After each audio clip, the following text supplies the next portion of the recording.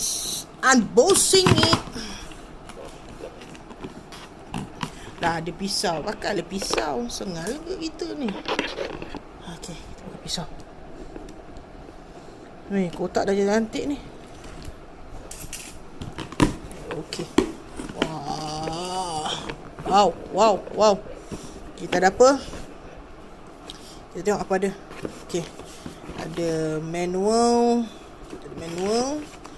And then ni dia punya tempat panjang ni, vacuum dia. Tengok. Okay. And then okay, ini kita keluarkan. First time order. Cordless vacuum. Okay, kita keluar dulu satu. Tengok apa ada ni.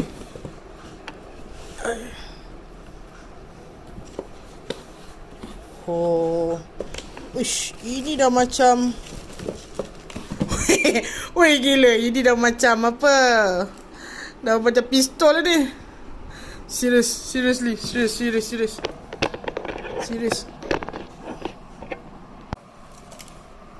Tengok weh.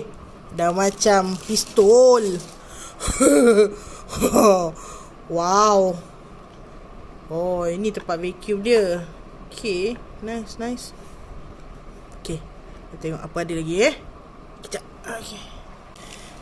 This one mungkin ni tempat charge dia. Vacuum dia. Untuk yang kecilnya, untuk abang-abang kecil. Ini boleh vacuum kereta sekali. Gila. Ni bateri dia. Weh, dah rasa macam Mars Rider tu. Oh, Henshin. Oh, gila. Nice. Tengok berapa volt. 22.2 volt.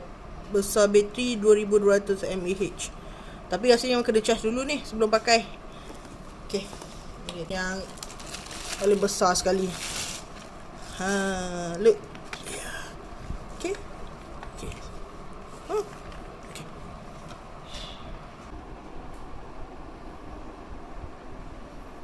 So kita tengok padu ke tak padu. Ini kita beli kat Shopee je. Harga pun 200.5. So jadi try padu ke tak padu. Try. We try first.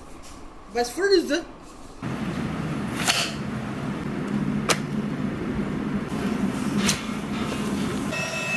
Hilang abuk ke? Tengok ni. Abuk kami banyak ni. Padahal kita orang dah bersihkan rumah selalu, tapi masih berabuk lagi. Okay, maksudnya berbaloi untuk beli rasa teller ni. Yang tu kebaikannya dia cordless, tak berat sangat, dan dia pakai bateri rechargeable. Tak perlulah bawa macam berat-berat macam dulu punya vacuum. Okay, selamat membeli belah.